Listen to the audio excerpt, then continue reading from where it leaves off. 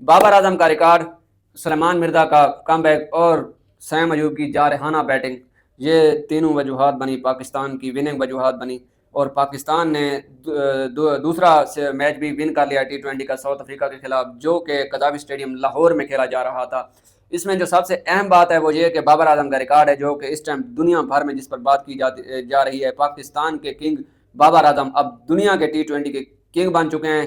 4232 رن بنا کر وہ روہت شرما اور وراٹ کوہلی کو بھی پیچھے چھوڑ چکے ہیں۔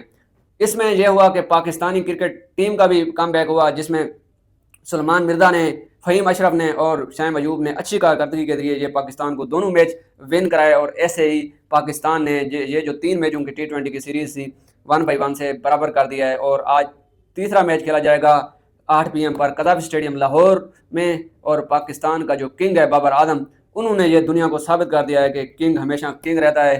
ان کے ہیٹر کے لیے یہ بہت بیڈ نیوز ہے، اور ان کے فالوور کے لیے یہ بیسٹ نیوز تھی۔ اور بابر اعظم جو تنقید کی زد میں تھا، پچھلے کئی مہینوں سے ان کے بلے سے رنز نہیں نکل رہے تھے، جس کی وجہ سے ان پر تنقید کی جا رہی تھی کہ بابر اعظم T20 کے پلیئر ہی نہیں ہیں، لیکن انہوں نے یہ تاج نمبر 1 پلیئر کا اپنے سر رکھ کر یہ دنیا کو ثابت کرتے ہوئے بتایا ہے کہ T20 کا جو کنگ ہے وہ بابر اعظم ہی ہے۔ اور اس میں انڈین پلیئر بھی پیچھے رہ گئے اور دنیا کے تمام پلیئر پیچھے رہ گئے۔ یہ پاکستان کے لیے اور بابر اعظم کے لیے گڈ نیوز ہے۔ اور جو اگلا میچ ہے وہ آج کھیلا جائے گا قذافی اسٹیڈیم لاہور میں، T20 کا تیسرا match, South Africa versus Pakistan. پہلے 2 میچ جیت چکے ہیں۔ رات والے میچ میں 111 رنز کا ہدف دیا تھا ساؤتھ افریقہ نے پاکستان کو 9 وکٹوں کے نقصان پر، لیکن پاکستان نے 1 وکٹ کے نقصان پر یہ ہدف حاصل کر لیا، اور پاکستان ایسے دوسرا میچ بھی ون کر گیا۔